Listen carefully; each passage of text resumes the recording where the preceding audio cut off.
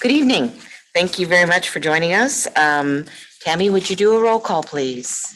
Yes, Commissioner Langston, Present. Commissioner Milch, Present. Commissioner Labonte, Present. Commissioner Pat Smith, Present. Commissioner Mercero, Present. Commissioner Volbada, Present. Chair Smith. Present. Could we please do a flag salute? I pledge allegiance to the flag of the United States of America and to the republic for which it stands, one nation, under God, indivisible, with liberty and justice for all.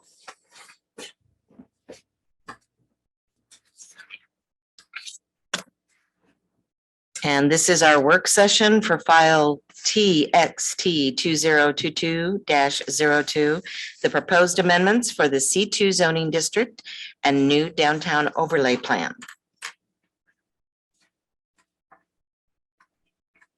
And I do And I believe, think we're going to turn it over to John and Keegan at this point. okay, thank you very much. Good evening, everyone. Good to see you all again. Glad we could reconvene.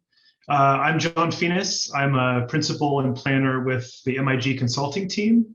And with me tonight is my associate, Keegan Golick. And we are both excited to present to you tonight the draft amendments to the C2 zoning district, talk more about what exactly is in the amendments, and obviously give some time for questions and discussion on the proposal that's in the packet.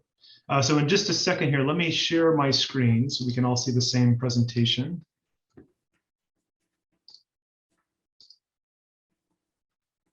All right, is everybody seeing that okay? Yes. Okay, great, excellent.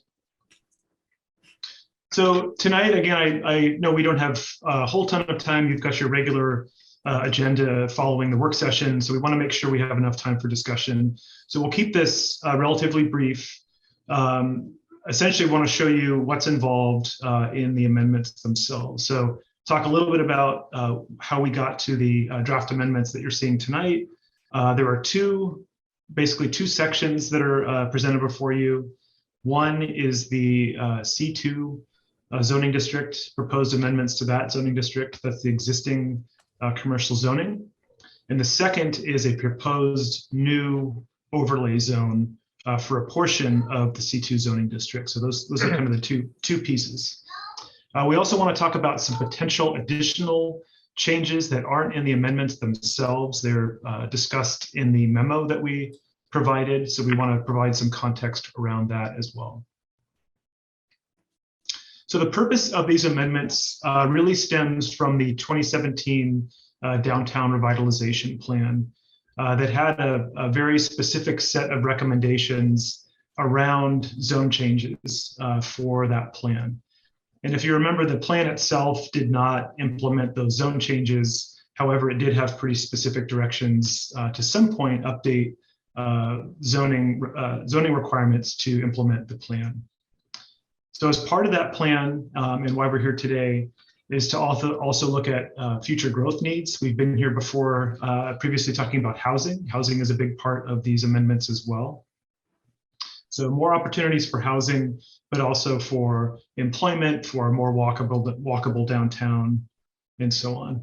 And then a final point is, of course, involving the community and you all decision makers in understanding the potential changes.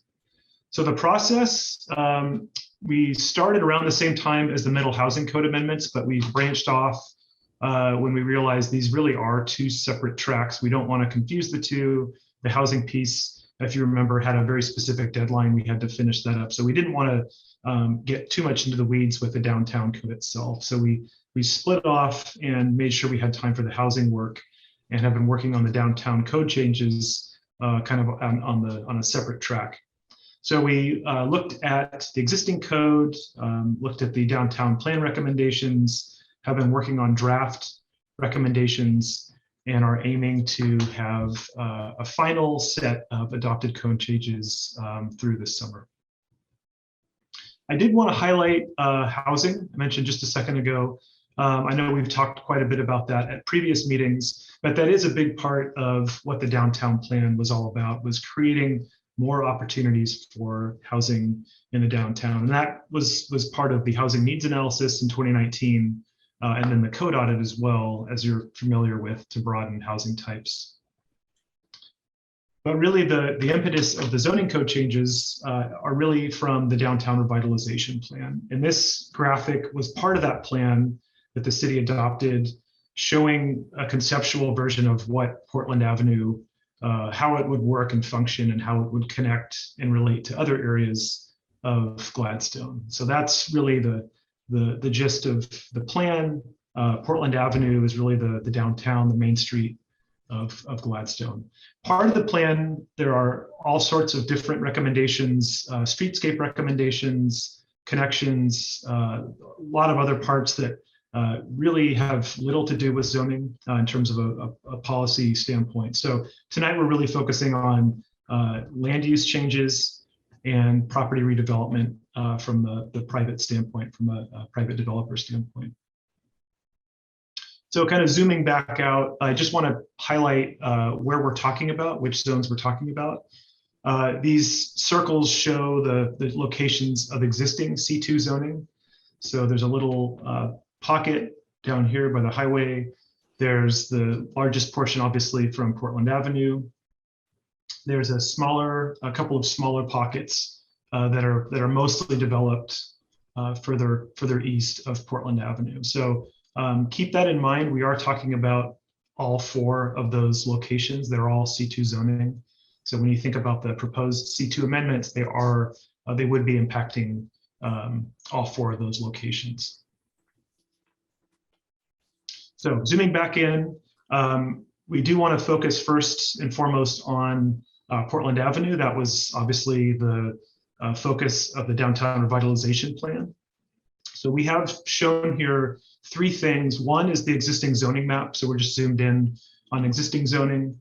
So the yellow is residential, the R5 zone, and then both sides of Portland Avenue is the existing C2 zoning. And that extends above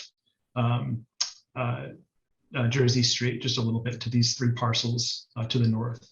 So this is what we're talking about for downtown in particular. There are also 2 boundaries that are shown here. The first is the proposed overlay district that we'll talk about in just a second.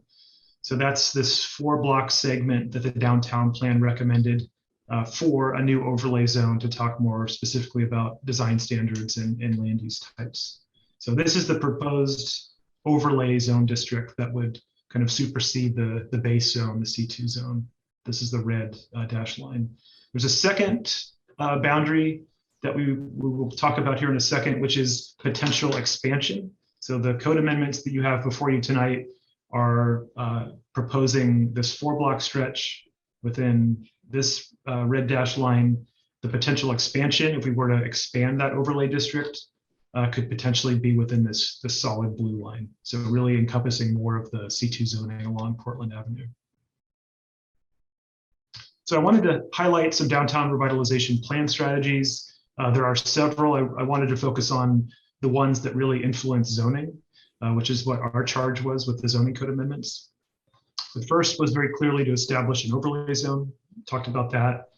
A second strategy was to reduce minimum off-street parking requirements in the downtown core. A big goal of the plan is to create a more walkable, mixed-use environment, pedestrian-friendly, with more reliance on transit.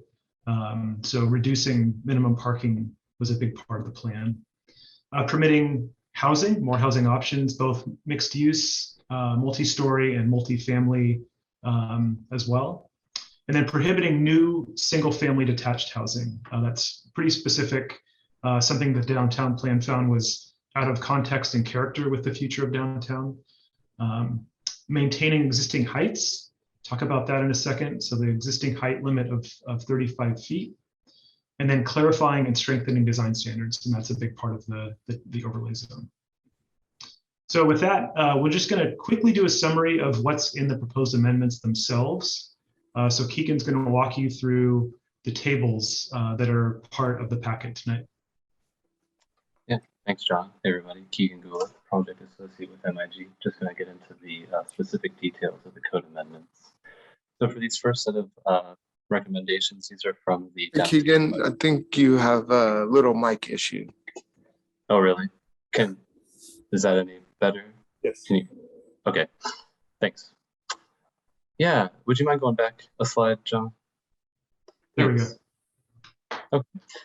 So yeah, these are some of the key recommendations for the downtown revitalization plan for the C2 zoning district, like John just mentioned, allowing multi-household middle housing and attached residential, and the C2 prohibiting new detached single-family dwellings, allowing for minimum parking reduction when on-street parking is available or when affordable housing close to transit is provided, and also restricting off-street parking between the building and street or front setback. Next slide, please. Keegan, are you able to put your microphone a little closer to your mouth or move it? We're still having issues. Sure. I think this might be the best that I can do. If That's fine, Keegan. I can take over from here. That's no problem. Am I coming in okay? Can everybody hear me? Yes, you are. You're coming in great. maybe it's Okay, great.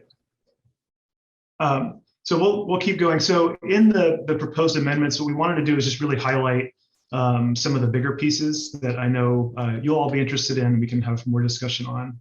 So these tables are all kind of organized the same. We've got the code section citation on the far left, what's currently required next to that, what the downtown plan recommends in that middle column. And then on the far right, basically what is the gist of the proposed code amendments.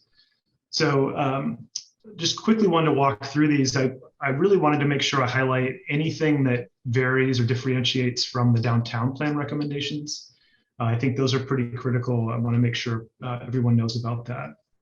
So the first is housing.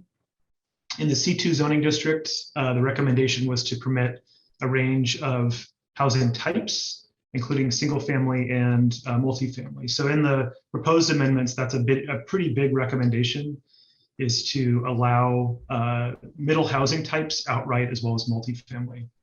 So that's the first one.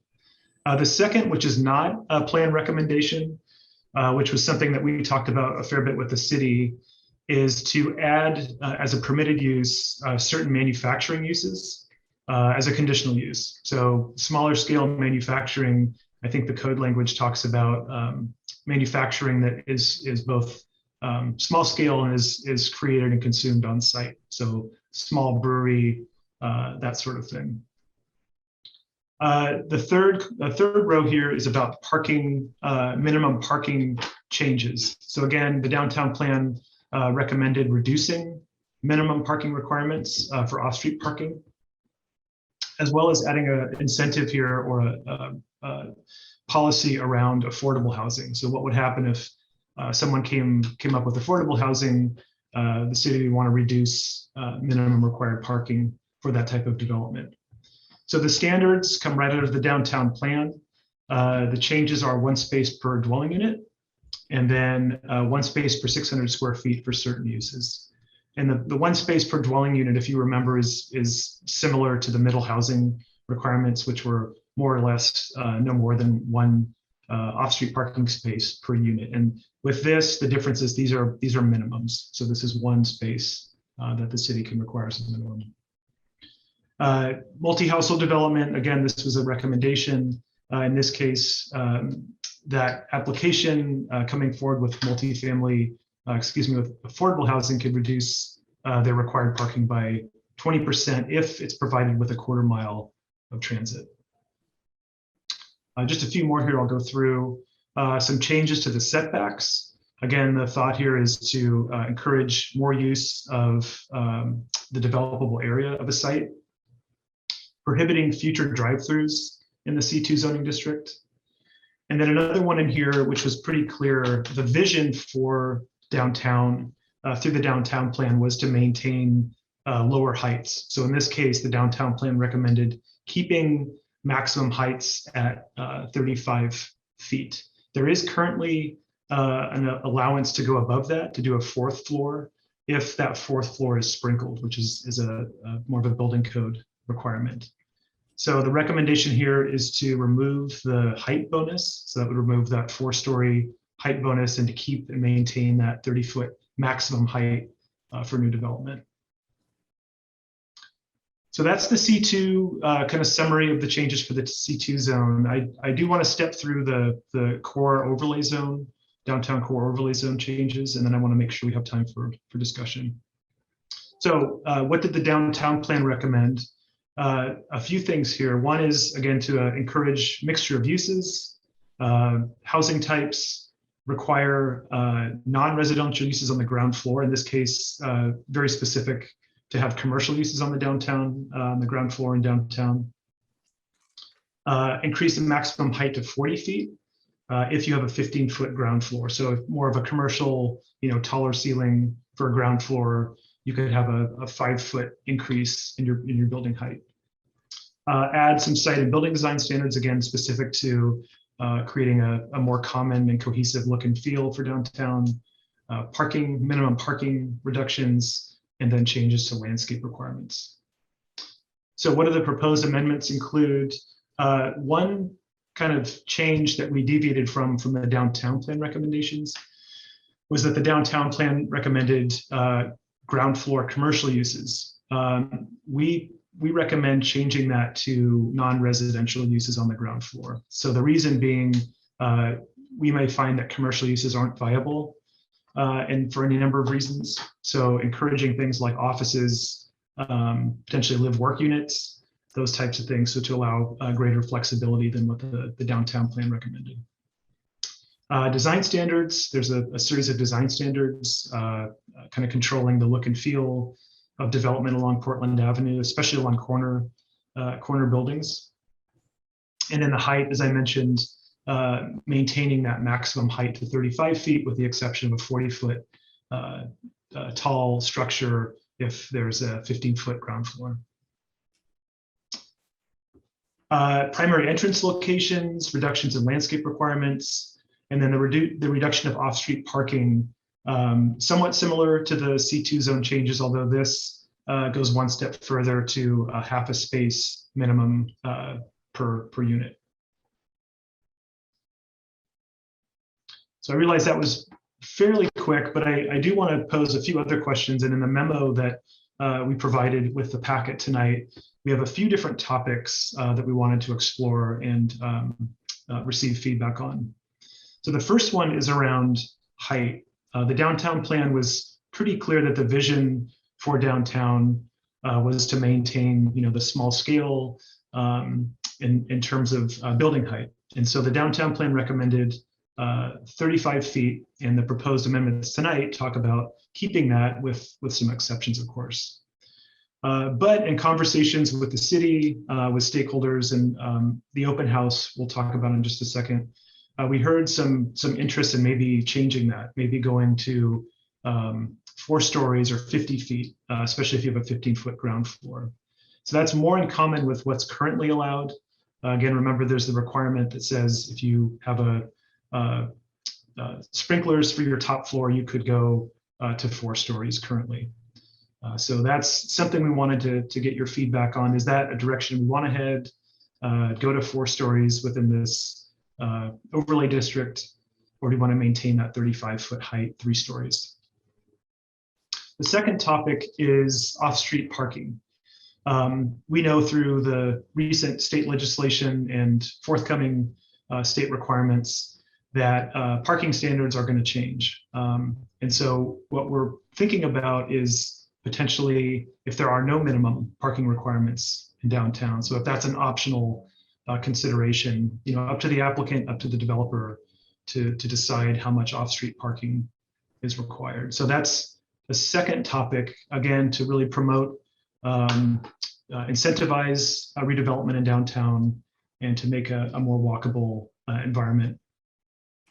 And then the final consideration we wanted to ask tonight is potential boundary changes. So if you remember the 4-block distance that's recommended in the downtown plan, is there a potential need to change that or expand that potentially for that whole corridor for all of Portland Avenue? Also, maybe capturing some of those parcels and land uses to the side streets off of Portland Avenue. That's something that is also worth considering. So a couple last slides here, and want to make sure we talk hear about your comments. I mentioned we wanted to bring this back out to the community. There was a lot of public involvement for the downtown plan back in 2017 and before that. But this is really a chance to bring this back to the forefront, talk about what those proposed code changes were. So we had an open house on Portland Avenue just a little while ago on June 29th. Had a really good turnout. You can see some photos here of the event and some really great discussions of the proposed amendments. What do you like? What are you not sure about? What are some things that we should consider? We extended the feedback as well online via an online poll to just ask some of the same questions we asked at the open house. So what did we hear? First of all, we had good discussions. Overall, just a lot of support for some of the proposed changes. I think there was interest in doing more, having redevelopment potential in downtown and having some clear guidance and expectations around what the city requires to know, what am I going to invest and how is that going to look? There was a lot of interest in being part of the overlay district, which we thought was interesting. I think John Southgate will speak in a minute about some of the things he's been hearing from property owners, potential developers on really just having interest in what the overlay zone would offer. Overall, a ton of interest in more residential downtown, more housing options. I think that kind of continues on what we heard a lot about through the middle housing zoning code update. But then some concerns, of course, around what those potential changes could be, both in terms of buildings that are too tall, out of character with downtown, and what those changes would mean for parking. So some concerns around what would happen if you change minimum parking standards for off-street parking. So some concerns, but overall we heard quite a bit of support and excitement and enthusiasm for some of those changes. So I think with that, John, I know you have a couple of follow-up remarks on what you've been hearing. I think it'd be great to turn it over to you. Great, and I'll try to be brief because I'm sure the planning commissioners have their own feedback and thoughts.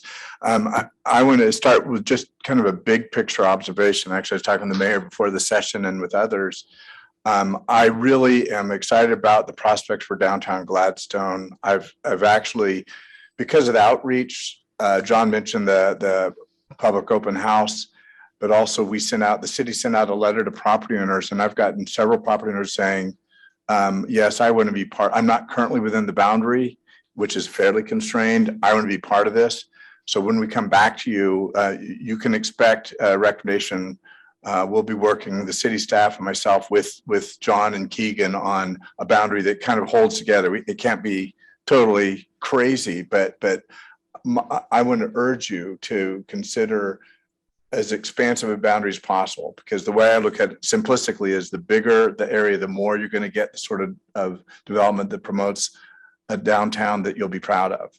I'll also just weigh in briefly my support for going above and beyond what the downtown plan of 2017 called for. Some of this will sound radical to eliminate parking, but I've been amazed. I'm working in communities like Astoria, North Bend, LeGrand, not just Portland, not the obvious ones, that have no parking requirement in their downtown for any use.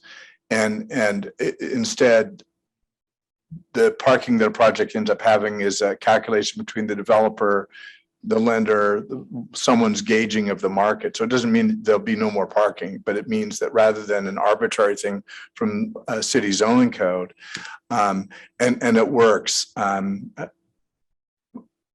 Someone wiser than me once said, you want to have a parking problem. If you look at Northwest 23rd Avenue or any of whatever your favorite commercial districts are, you have to find a parking place. No one goes somewhere to park. So I won't give my total speech on parking, but I want to encourage you to consider, I'll even say radical surgery. Same thing for 4-story buildings. In talking to developers, 3/1, 3 stories of residential over commercial is a lot more financially feasible. That extra floor makes a lot of difference without a whole lot more cost relative to the cost of the whole building. So I'm hoping that even tonight you'll say, yeah, we want to at least consider that as an option and direct your consultants, direct MIG to come back with at least an option of 3 stories, 4 stories, lower parking ratio as per the downtown plan, no parking ratio. I also just really quickly want to throw out some of the feedback I'm hearing. Someone is throwing out the possibility of food cart pods. The code right now sort of, it allows food service, but I think I'm hoping you'll give at least a head nod as we work in the next few weeks to come back with some provisions that allow for food cart pods and shipping containers, which is another kind of a trendy thing that's I think is a cool idea. All these things I think will help promote a healthy, walkable, more exciting, more attractive downtown Gladstone. I have a long list here, but I want to shut up. I'm even now I'm seeing generally head nods and certainly if you disagree with anything I'm saying, I respect that. But I'm hoping you're at least open to considering some going above and beyond the downtown plan of 2017 regarding height, regarding parking, regarding some of the other standards in here that will allow this sort of uses and density that I think is consonant with your vision. With that, I'll shut up. You should jump in there too, man. Madam Mayor, would you like to provide some input, please? We just met with somebody that has a vision to build on McLaughlin, and being tied to 3 stories is not going to cut it. And I know this is a different zone, but it's still the same idea. I think we need to look at 4 stories. That's up to you. The one thing that I heard a lot at the open house and since then are people asking to extend the C2 along Portland Avenue to encompass the whole block, not just half of the block. That would open it up to more developers being interested because they'd have a larger footprint. So that's all that I've heard. Does anyone have any questions and or input they'd like to provide? Commissioners, go ahead. Well, a couple of things. First of all, when we talk about expanding the overlay zone, right now the overlay zone was presumed to include only those buildings that face Portland Avenue. So we would sort of double it widthwise if we went to the middle of the block, which is where the C2 zone ends. And now what I'm hearing from Mayor Stemple even is that there is even desire to expand beyond that. So we're talking about, you know, a much larger expansion. Second, on the building height requirements, my recollection, having served on the Downtown Revitalization Committee Advisory Committee years ago, the public was concerned about buildings higher than 3 stories. They wanted to maintain that. The code allows buildings of greater than 3 stories already if there's that sprinkler on the 4th floor.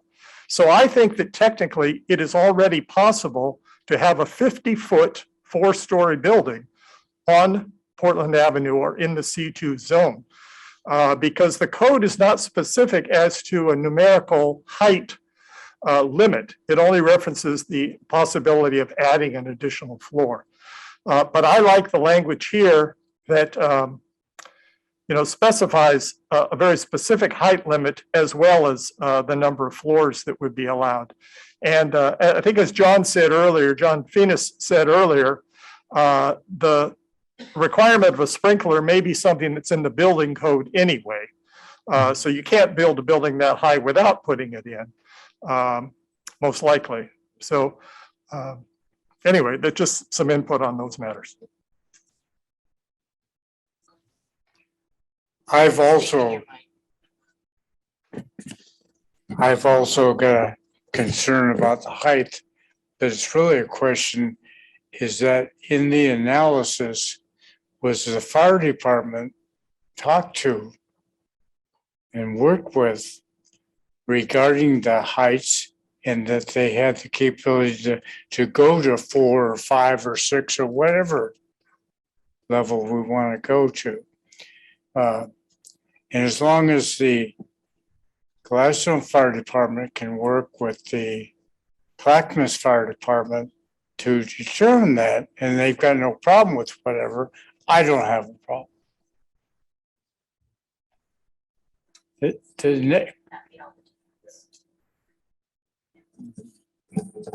The next question is regarding the parking.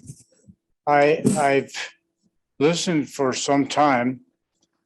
When Mr. Milch was initially involved with the overall plan, that we were going to have a walking type environment. That sounds great, especially on a nice day. That sounds nice.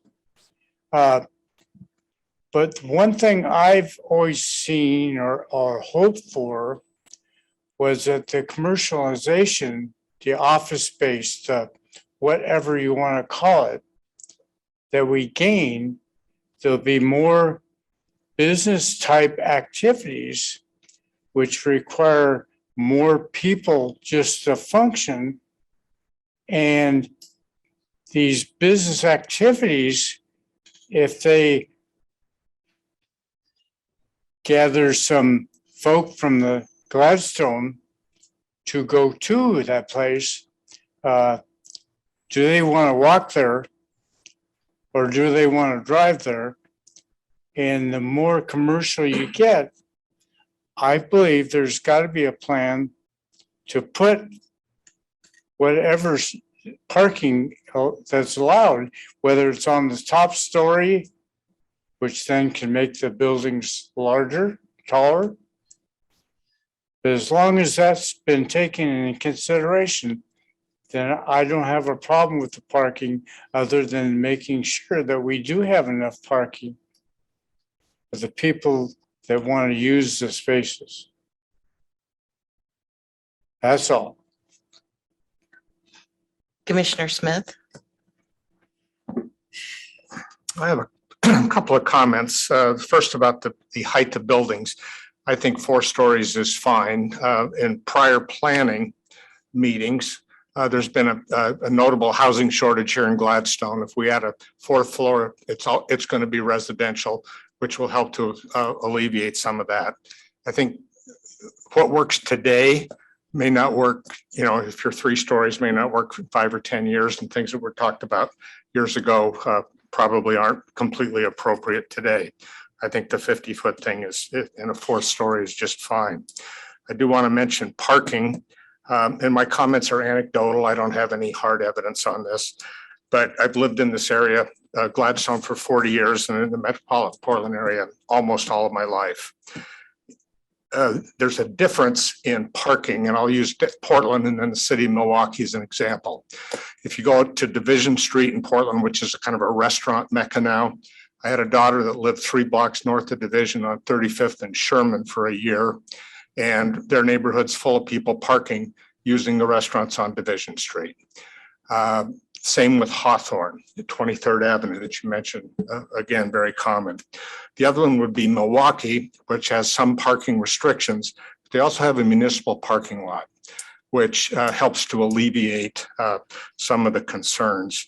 I don't know everybody in Gladstone, but I know a few people here. And I think if they live a couple blocks on Portland Avenue, and on Saturdays and Sundays, if there's no parking in their neighborhood, it's not going to be a very popular decision. So I'd ask the city council to consider that. And lastly, and then I'll follow Mr. Southgate's lead and shut up. I want to mention a couple of properties on Portland Avenue that don't seem to fit.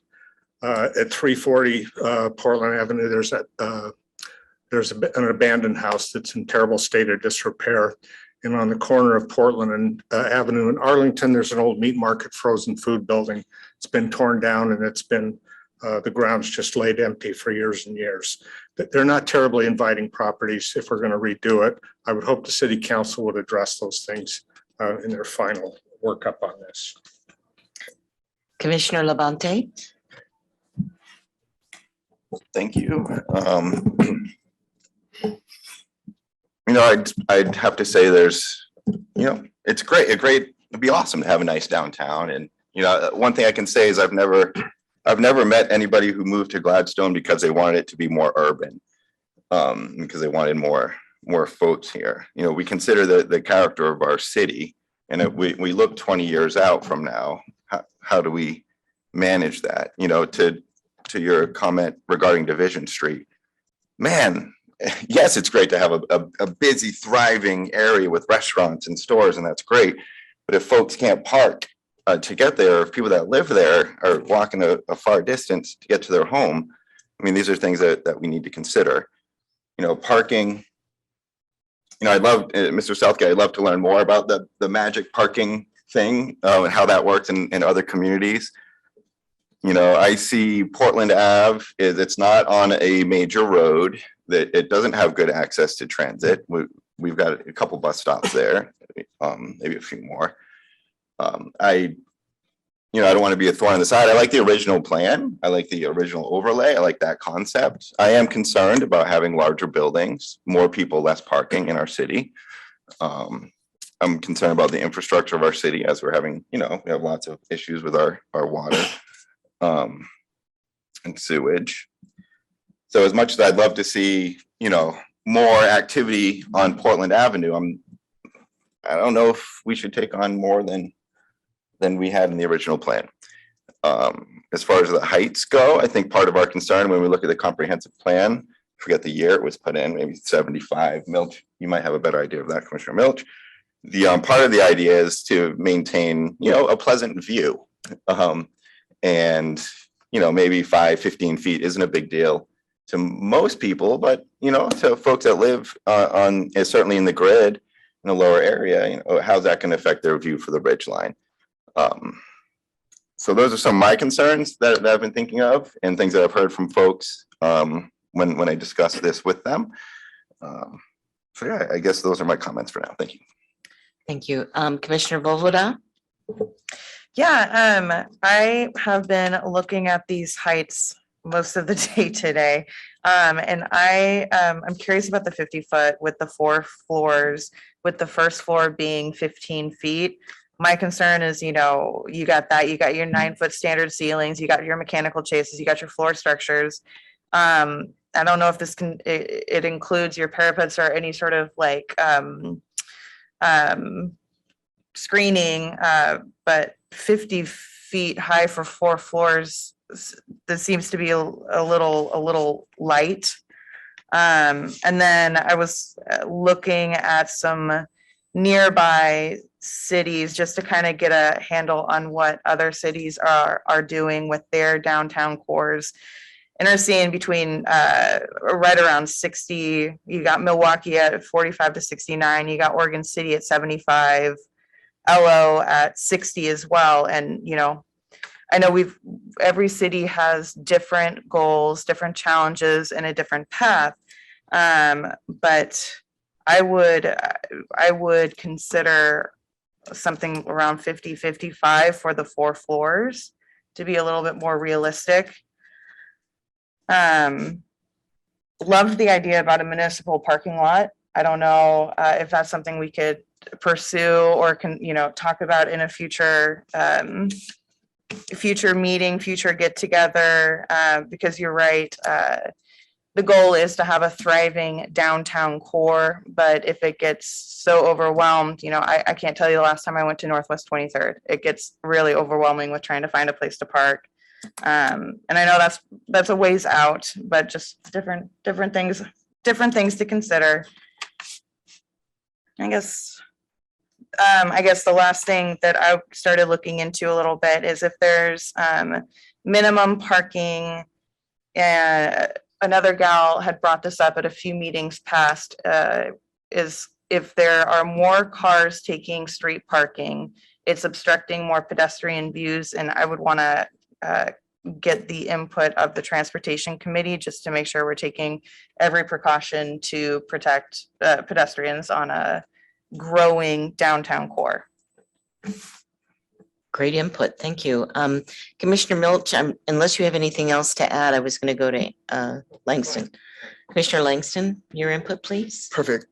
First, thank you to MIG and your report. It's very well done. And Mr. Southgate for your input. I just want to point out you know, the parking and whatnot. If you look at the layout of Portland Avenue, there's some super small lots, you know, like you're just not getting a parking spot on some of those lots. It just is impossible. So when I look at these three questions, you know, they're like individual questions, but really they all have something to do with each other.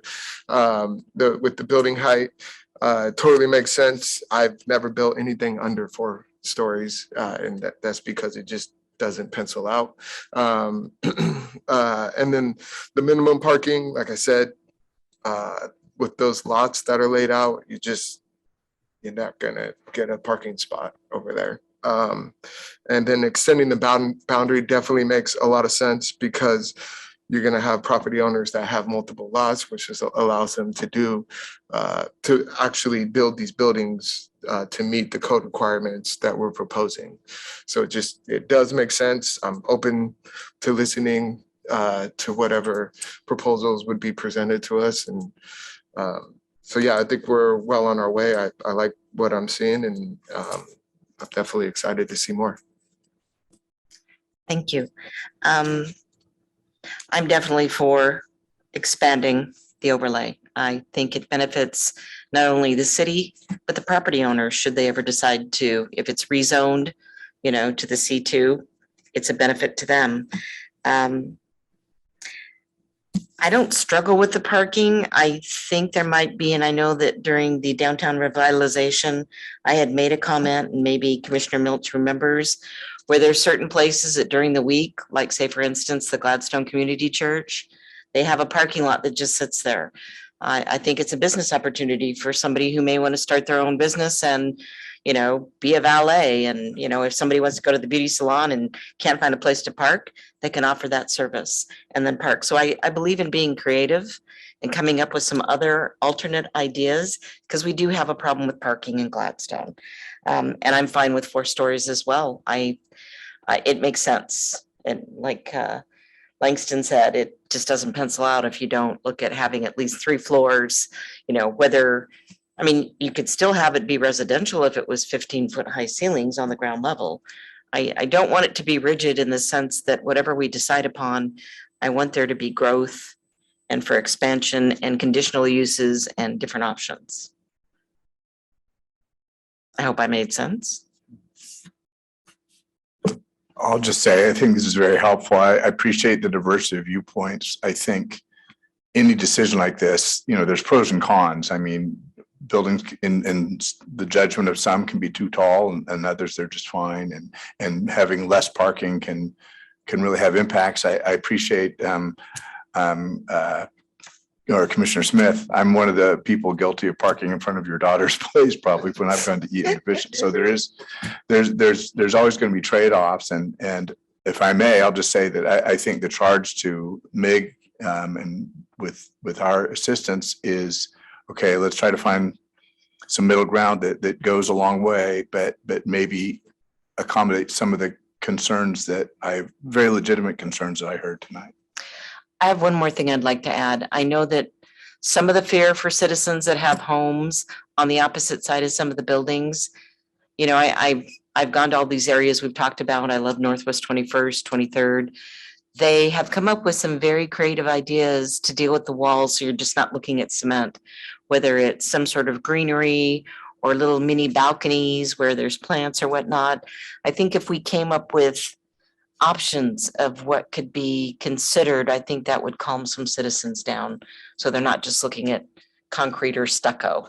Of 50 feet, yeah. Yeah. Green walls. Yeah, I think they're beautiful, but that's my 2 cents. I've got one addition that I've heard the word 3 times, I think, tonight.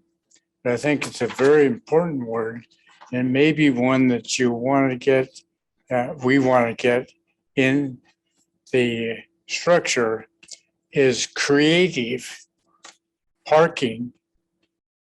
There's many ways to get parking. From going down below the earth or street to going to the top level to having buildings that are multi-story. They're all part of the investment, but there's many ways to do things. And if we consider creative being one for parking, we may decide not to have any parking other than what's on the street. But I suspect we may find different opportunities and thoughts about how to do that creatively.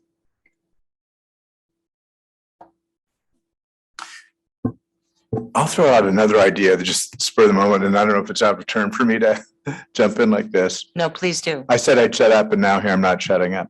Well, one thing, I haven't talked with John or Keegan about this, but a lot of times there's two-track codes. I'm sure Joy's familiar with the concept. Okay, if you do these things, if you meet all these very strict, specific numerical standards, you go through the process. Maybe it's even just a type 2, or you do something that is going to be more creative and deals innovatively with those walls that face adjoining single-family homes, or dealing with some innovative treatments around parking. Another one I'll throw out that the project in Milwaukee did is mechanical parking, so they could be more efficient with their number of parking on the kind of a constrained little property.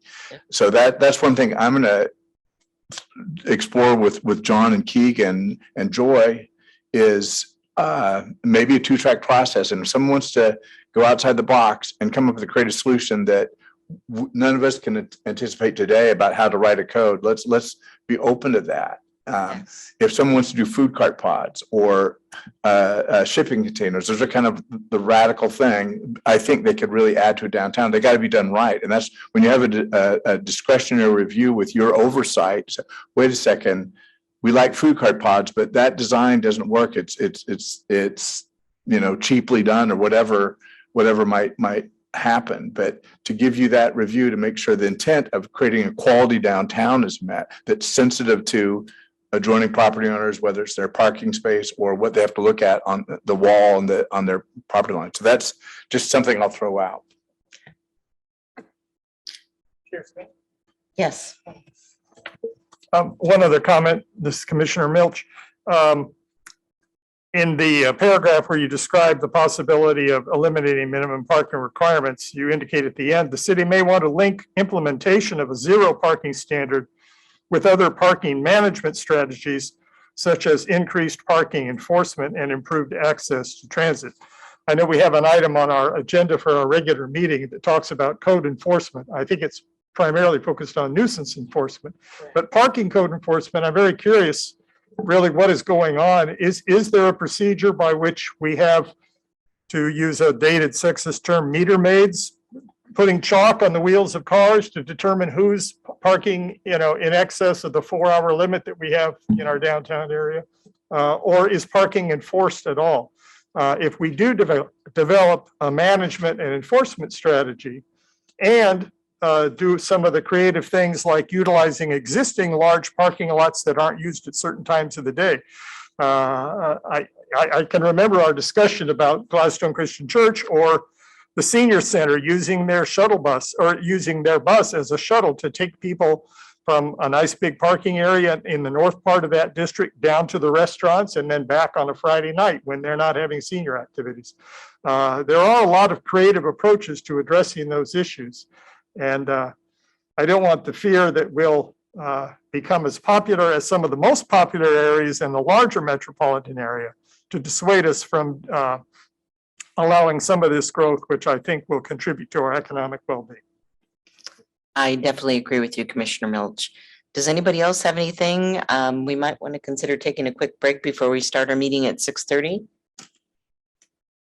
I think this was a productive work session. Okay, good. Okay, go ahead.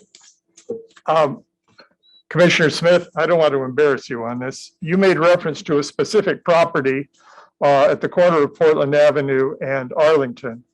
The owner of that property happens to be here tonight to listen, and I don't know if he wants to share, but it would be good to know, that was the one specific property that was mentioned in the request for proposal on downtown revitalization that was done 6 years ago now.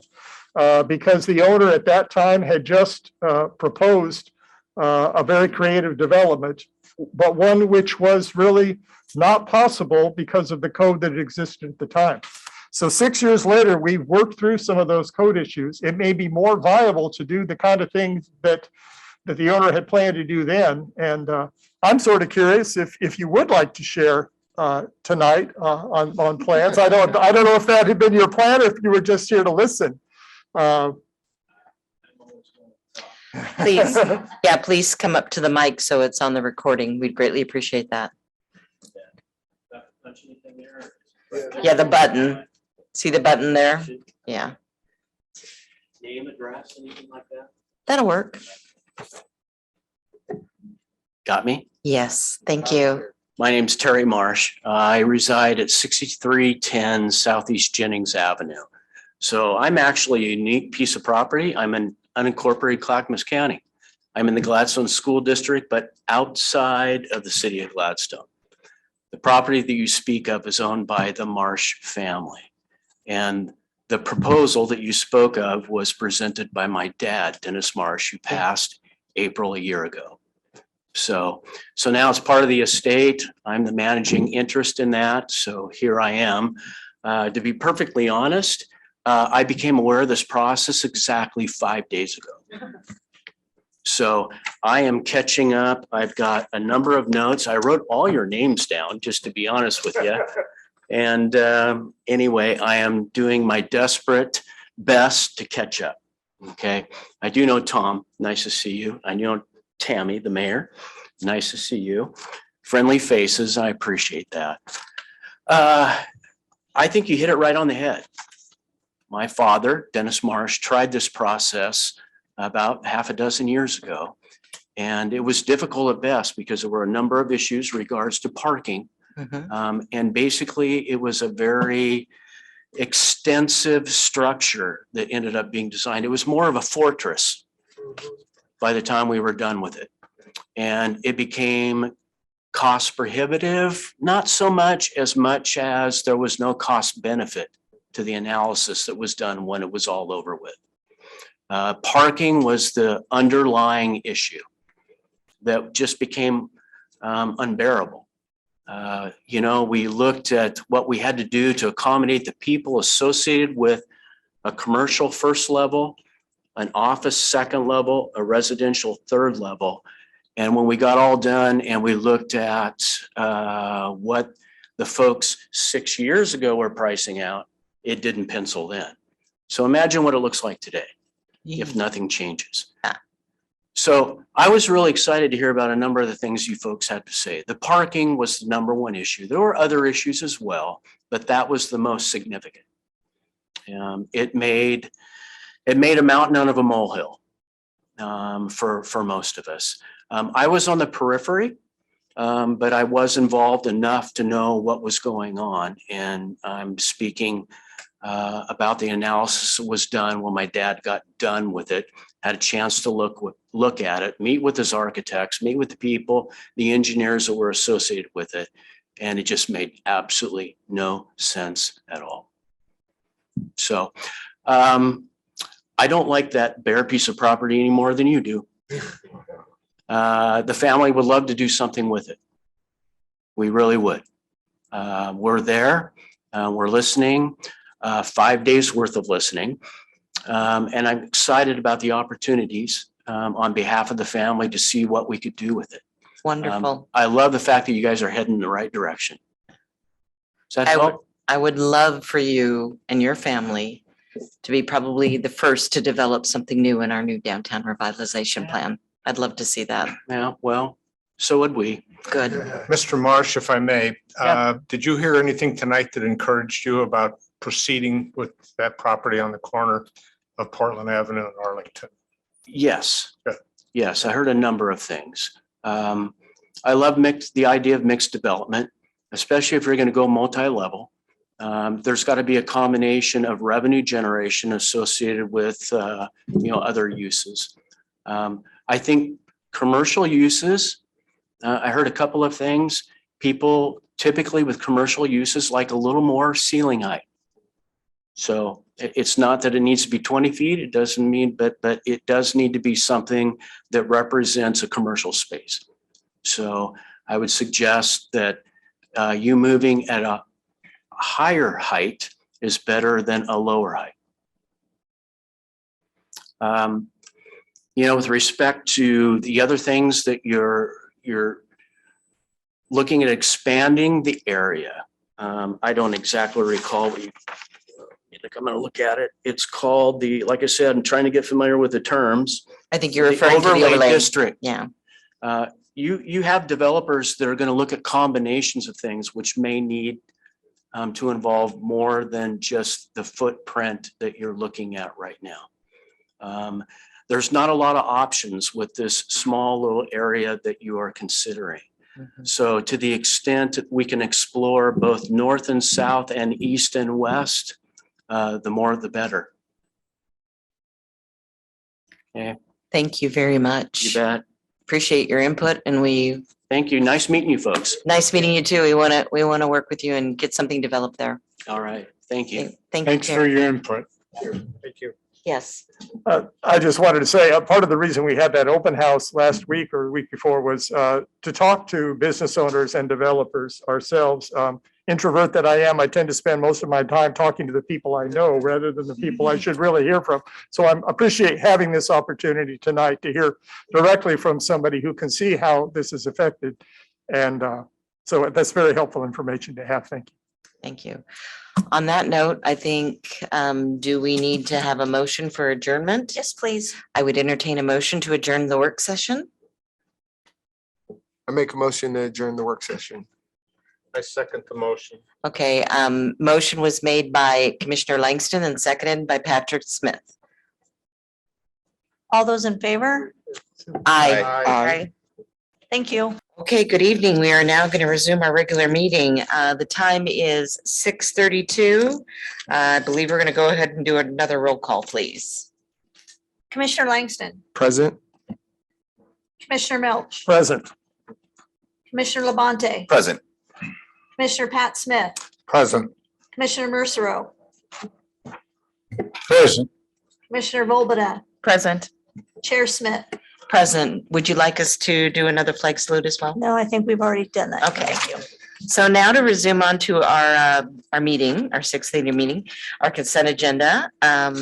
We've got a approval. We need to approve the May 17th meetings, meeting minutes, the monthly planning report, and then we will be having a public hearing regarding file Z0273-22-D.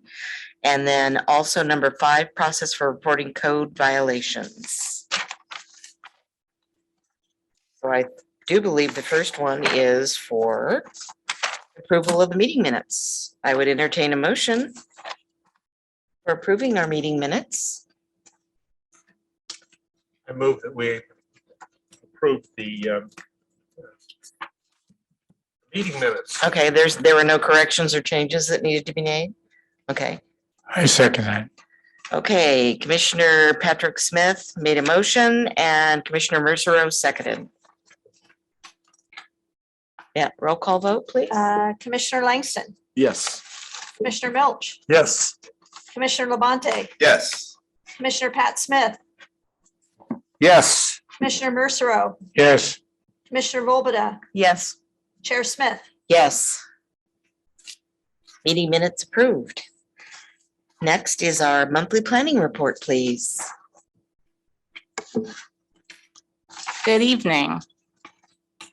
So the monthly planning report goes to City Council.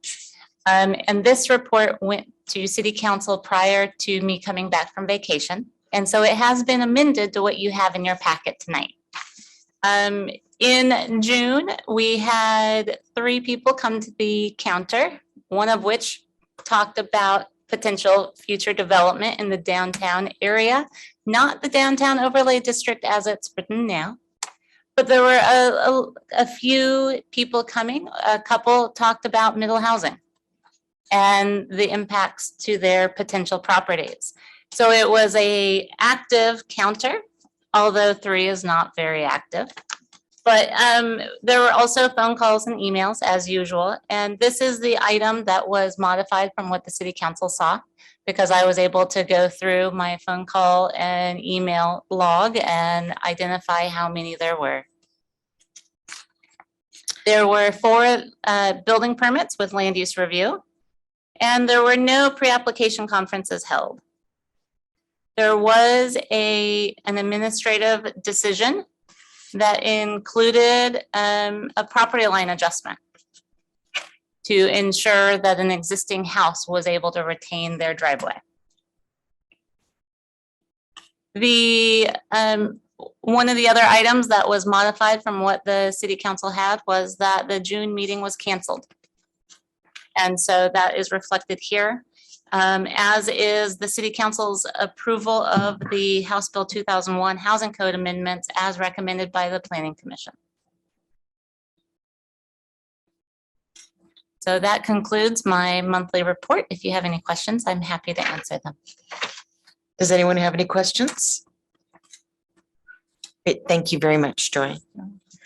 Okay, now we're going to move on to the design review for application number Z0273-22-D, the construction of a new walk-up ATM at established office building adjacent to Walgreens. As proposed, the development will include the ATM canopy, and illuminated signage and light pole. Staff? Yes, so this is a public hearing for an already developed site that was wanting additional site development, structure development, and a modification to the existing landscaping. And so the landscaping in the proposal is modified from a 2017 approval. And so all of those mean that you are considering an ATM. Yes. None of our screens are working. Okay, that's all right, thank you. We're working on it. Okay. Go ahead and continue, Joy, if you would, please. Working on getting that to her as well. Okay.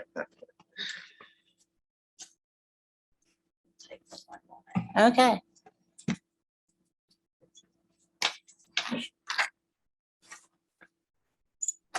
So one of the things that you see on this outline is material approval. And I will touch on that a little bit in a minute, but anytime there is a proposal to have metal as an exterior material, it has to be explicitly approved by the design committee, which is the planning commission in the city of Gladstone. And so while it is an ATM, it is proposed to have metal. And so that has to be one of the items that you explicitly approve if you choose to approve it. I'm gonna have to go for you. Oh, that's fine. So the location is next to the coffee. It's between the coffee stand and Walgreens. It's where the family dentistry is. And it would be on the north west corner of that existing office building, where that arrow is pointing to the sign or the site location.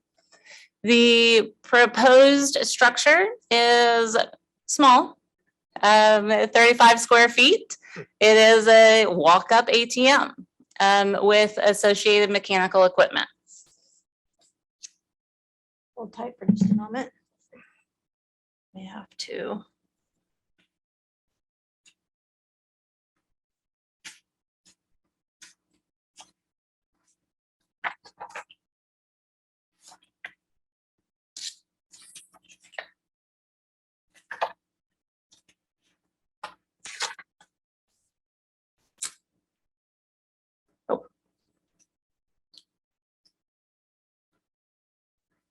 The zoning district is a C3 zoning district. There are no setbacks unless there's residential zoning districts across the street or adjacent to it. This property is entirely surrounded by additional commercially zoned properties, so there's no setbacks that apply. The property is about 0.68 of an acre. And there's no environmental overlays. It's close to the river, but it's not in the floodplain. It's not in a habitat conservation area. All of that is further south. from the subject property. Public notice was sent to the applicant and the departments of Gladstone. The Public Works Department and Engineering had no comments. And the others did not respond. It's a very small development that is on an already developed site, so that's not surprising. Here is a blow up of the zoning map to identify the surrounding parcels as well as the subject property as zoned C3. It also highlights the proximity of the river.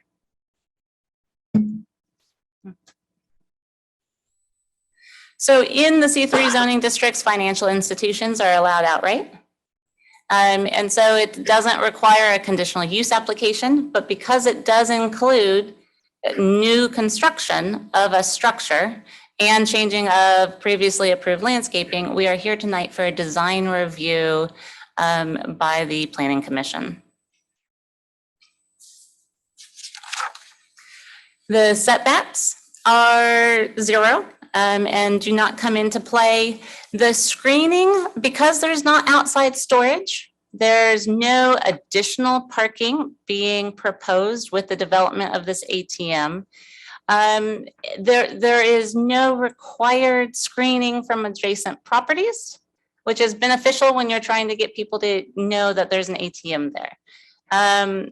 There is equipment in the parking lot. You see the existing equipment, and I believe that it is the intent to use the existing as well as have some additional equipment to serve as power for the ATM. So as with all design review, we have to go through all of the sections. It is subject to design review. There is a requirement for landscaping.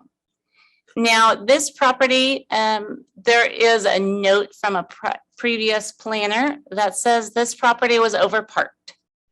So when the applicant proposed to remove a tree to install the ATM, I wanted to be sure that we had enough parking even if one was removed to increase landscaping. And based on the original design review for this, it included a restaurant, which was never the use of that structure, but a restaurant required more parking than office or retail. And so this parking lot is overparked and could have a reduction in parking. So as we talk about parking, this is one case where the original parking is not utilized to its full extent. However, the applicant proposed to just move and relocate the tree to an area of landscaping that was entirely shrubs. And so the tree canopy is not reduced, it is just modified by the proposal. There are no clear vision concerns. The drainage does not come into play because it's such a small development. There's no sign designs included in the application. If they need a building permit for the sign or the electronics on top, it will be reviewed for the sign requirements of the Gladstone Code. There's no grading or fill required. The utilities are existing on site. That's one reason the Public Works Department had no comments, because there's no proposed changes to the sidewalks or the public utilities in the vicinity there. The one item on the next slide, I believe, is the building materials. As mentioned in the initial slide, we need you to consider the building materials of the ATM. And it is a normal ATM construction with metal exterior materials.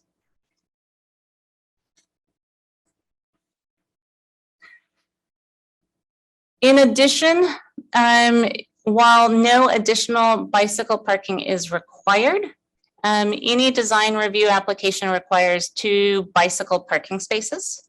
And so you see the bicycle parking as a condition of approval to ensure that there are 2 bicycle parking spaces on that site.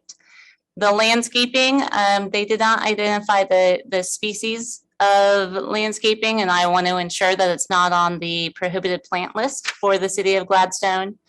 The lighting, we need to ensure that it's not leaving the subject property to meet the Gladstone Municipal Code. And so all of those were special conditions of approval that slightly needed additional information prior to meeting the full extent. The ADA access is just a routine special condition of approval to ensure that ADA access is maintained throughout the process of development in Gladstone.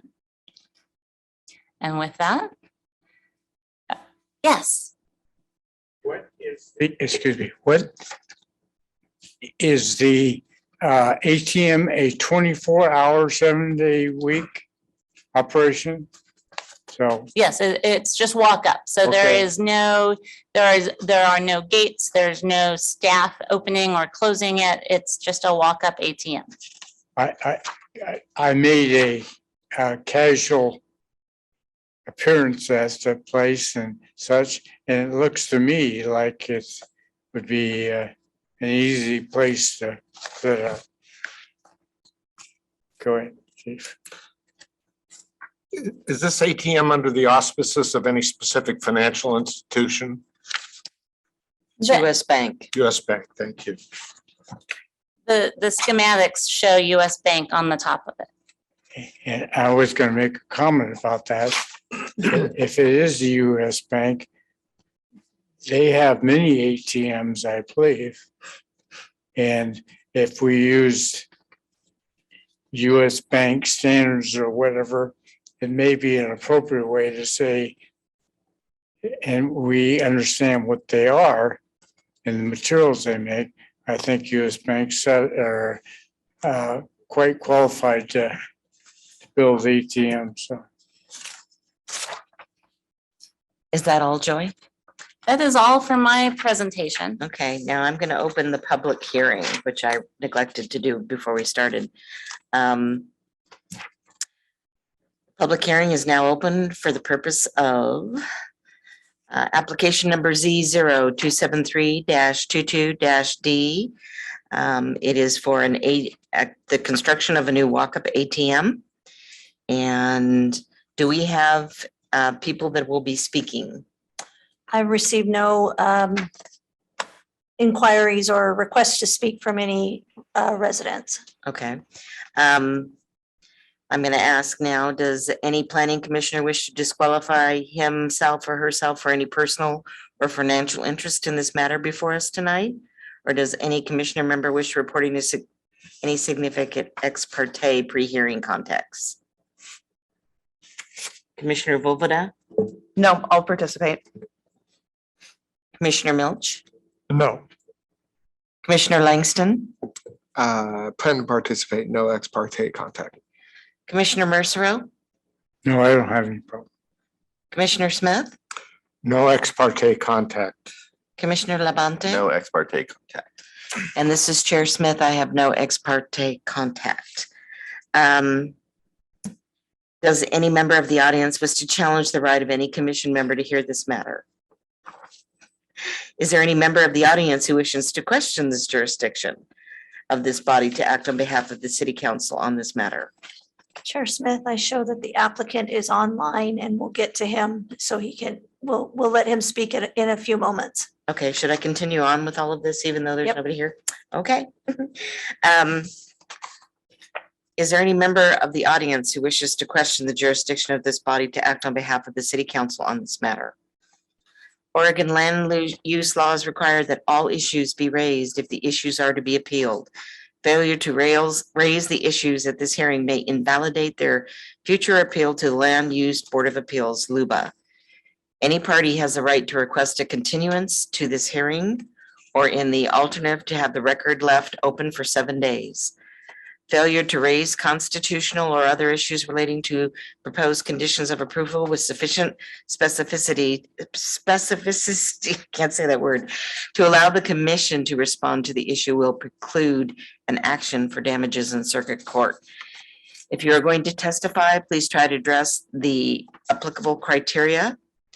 The staff has already presented their report. Is the applicant or his representative present? I show that Jonathan McAvoy is online and he will be able to speak at this point. Okay, please do so. Hello, yes, my name is Jonathan McAvoy. I am the project manager overseeing this project. We are working to get you the electrical or the photometric drawings, and we are going to be completing. We can send you more detailed details of the ATM structure and the surrounding signage. So that's something we're working on and we can send as well. I'd like to ask you, Jonathan, if you could please give your name and address for the record and who you're representing. Okay, my name is Jonathan McAvoy. Do you want my home address? I'm sorry. That would be fine, thank you. Okay, 3340 Pine Walk Drive North, apartment 1514, Margate, Florida 33063. I'm on the other side. And I am working with Security Vault Works, representing our parent company, Powerhouse. Okay, and when we looked at some of the drawings, it said US Bank. This is definitely for US Bank? That is correct. Okay, and you're the third party who handles that for them? Correct. We are the GC. Okay. Was that all you wanted to add to the report that we've already received from our planner? No, she did an amazing job. If there's any questions you have for me, I'm available, but she did an amazing job. Okay, let me ask, does any planning commissioners have any questions for this gentleman? At this time. No questions? I do. I know we're talking about the lighting and I know you're working on the photometric. I guess my question has to do with, correct me if this is overstepping and not a question we need to address, but with the lighting, the big lighting pole planned just adjacent to this ATM, I know lead times for this kind of material is pretty substantial.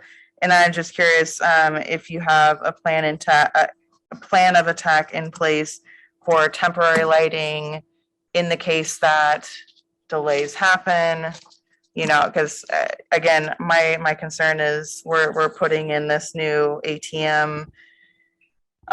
Just want to make sure it's lit and safe the full time. Understood. We will not break ground or start any construction until all material and all equipment is stored in our warehouse, and then we will start construction. So we will not break ground without the light pole and fixtures in our possession. Fantastic. Thanks, Jonathan. Does anyone else have any questions? I do have one question, Commissioner Langston, for Ms. Fields. You were explaining the parking thing and went a little quick, and I wasn't able to find what you were explaining, that because it was built to accommodate a restaurant, so the parking lot does have more parking than it needs based on the current tenants now. Is that what you were indicating? Correct. Okay. Yes, Perfect. it is overparked. Okay, got it. I wasn't sure what that term meant, whether there were too many cars or too many parking spaces. So now we know overparked means built for more parking than is needed. Correct. Do we happen to know by how much?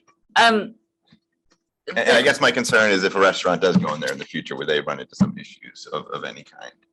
So when there is a change of use that requires more parking than what the site can accommodate, they are required to go through a design review application to show where that parking is going to be. And so it's easier to reverse a use to one that requires less parking. It's harder to make it have more parking spaces. The site plan submitted shows 37 existing parking spaces in that parking lot. And it was I don't know off the top of my head how many the dentist office or the restaurant is required to have, but I do know that it was less than 37. And so as an ATM institution with this small limited square footage that it has, it would only be required to have one. Sure. And so there is ample parking to serve the visitors of the ATM. Are there any further questions? The only Now is the- question I have is that there is a dentist office on the northwest corner. Actually, it's the north corner, I guess. And then there's a mobile phone on the other. Are they still the same? This proposal does not change the current tenants of that office building. Okay, which I believe would be, in my opinion, would be fairly limited anyway, so. If there's no further questions, now is the time for public testimony. Do we have any public testimony? We have not received any requests. Okay. Do you, Jonathan, do you have any other comments or questions you'd like to ask the Planning Commission? Not at this time. Thank you. Thank you very much, sir.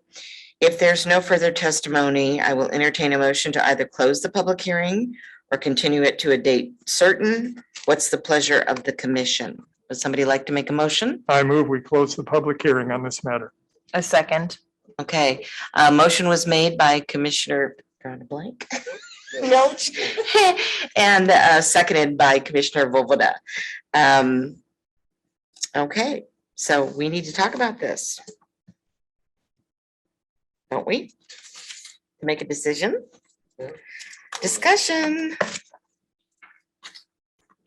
I would entertain a motion if everyone's okay with making the recommendation to regarding the design review. I appreciate Commissioner Volbada's question about the lighting and the concern for the safety of the people that use it. And I appreciate the good response we got from the applicant. So I will move that the Planning Commission approve the design review application Z0273-22-D with the recommended conditions of approval involving landscaping, signage, lighting, ADA access, and bicycle parking as prepared by staff. I second. Again, Commissioner Milch made the motion and Commissioner Vovoda seconded it. Can you please take a roll call vote, please? Commissioner Volbada, Yes. Commissioner Mercero, Yes. Commissioner Pat Smith, Yes. Commissioner Labonte, Yes. Commissioner Milch, Yes. Commissioner Langston, Yes. Chair Smith.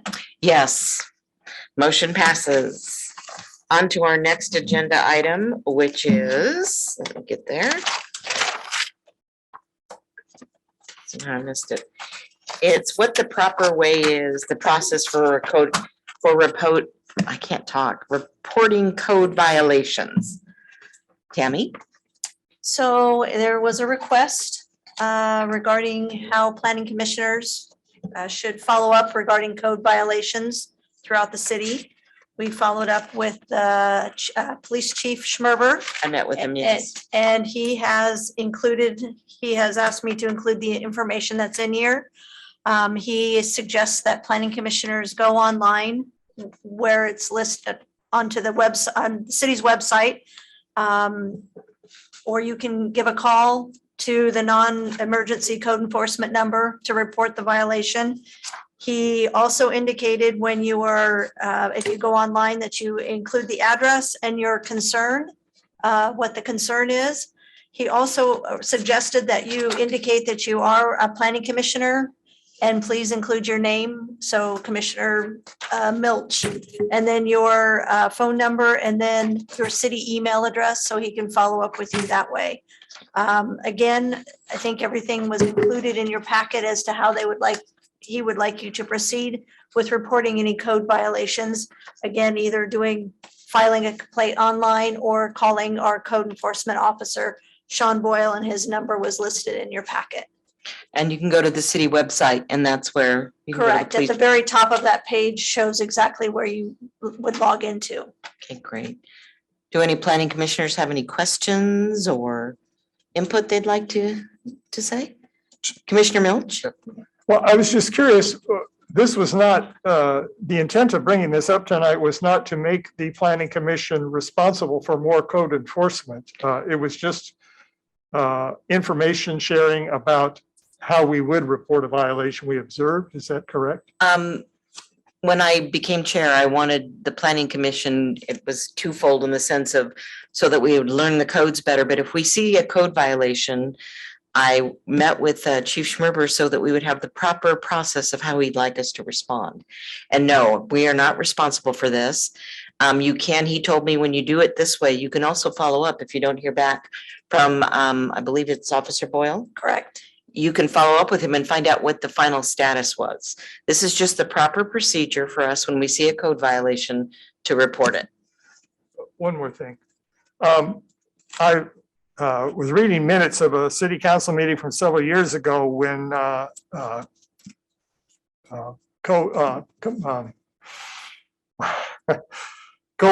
officer Boyle and then chief of police Pride came to city council to talk about code enforcement and staffing. At that time, Officer Boyle was 20 hours a week on code enforcement and about 20 hours a week, I think, on helping with property in the police department.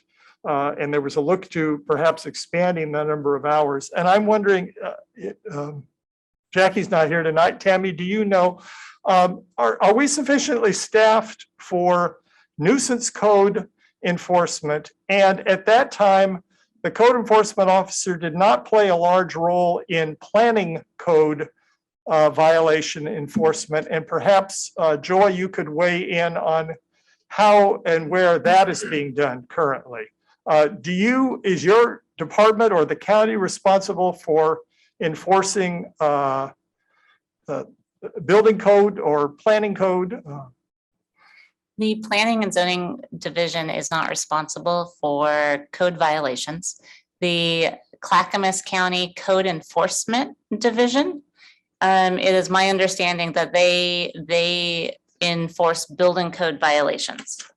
And so it is the Clackamas County Code Enforcement Division, and they have online reporting available if you have a building code violation. So even if we are an incorporated city, that enforcement is still a county level? The city of Gladstone has a contract with Clackamas County Building Codes Division. Oh, I see. Okay. And has a contract with the Planning and Zoning Division. So if there's a question about the zoning regulations pertaining to a particular use or a particular issue that has brought up, I often look at it and bring the planning lens to it, as I would if it was in unincorporated Clackamas County, if I was working for Clackamas County at that time. And so the city of Gladstone has its own regulations, but it contracts with the county to provide services. Okay. And we had a letter from Jackie recently saying that that intergovernmental agreement contract relationship may be ending at some point. So this would be an area, if we continue to enforce these codes, we may be staffing that internally in the city or taking some other approach. This was just a mechanism to, because I don't know about, I can't speak for all of you, but I drive around the community and I see code violations. And I thought, number one, it would be a way for us to learn our codes better. To also be, team players with our code enforcement to assist. And that was the reason I thought this would be nice to implement, a system. And according to Chief Schmerber, who Officer Boyle reports to directly, and I do believe he's full-time now. He is full-time Yes. and he does not do any of the property. All he does is code enforcement. Yes, correct. And Chief Schmerber wanted us to do it this way. So I'm just making sure everybody knows where to go and how to report your concerns. Yep. And Tammy, unless you have something else, I would like everyone, the commissioner's business from the commissioners. Let's start with Commissioner Volbada. Am I saying it right? Volbada. Okay. Any business? No new business. Okay. Commissioner Milch. Back at I think it was our February meeting, Commissioner Les Poole mentioned a concern about access to Portland Avenue from the trolley trail, walking, biking area near in the vicinity of the senior center. It was not Mr. Commissioner Poole's usual thing to advocate on behalf of bicycle infrastructure. So I think if he thought it was important, I think we should think it especially important. I took some photographs that I tried to give to Tammy to share with us tonight and couldn't do it. But I think people who ride that bicycle path along Abernethy, where it ends outside the senior center, if you've ever done it, you know it's a little difficult to merge onto Portland Avenue from there. You never know whether you're supposed to go down the sidewalk and find a way on through a driveway. There is no driveway cut there to do it.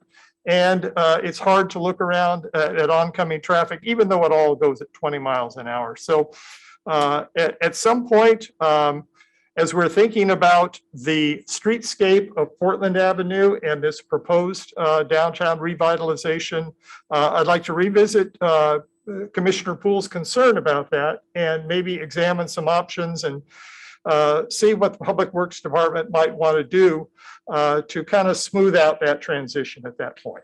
That's something that traffic safety should work on as well.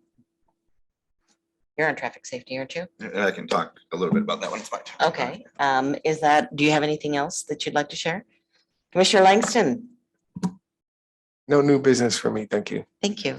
Commissioner Labonte? Sure. Not really any new business, but you do bring up that bike path. That's something that has come up with the Traffic Safety Advisory Board years back now, where we, some bicyclists, if I recall, were just talking about it being a hazard where, whoa, curb, what's going on? And then you're out in the street. So that is something that has come up on that board. No action has been taken, but certainly I'm all ears in that regard, and I appreciate those comments. Okay. Otherwise, no business. Thank you, everybody. Commissioner Smith? Nothing from me, thank you. Commissioner Mercero? No business from me, thank you. And I don't believe this being Chair Smith, I don't believe I have any new business as well. I wanted to interject here for just a moment. I wanted to let you guys know we will be at the next meeting, the August meeting, we will be looking at work plans for 2023.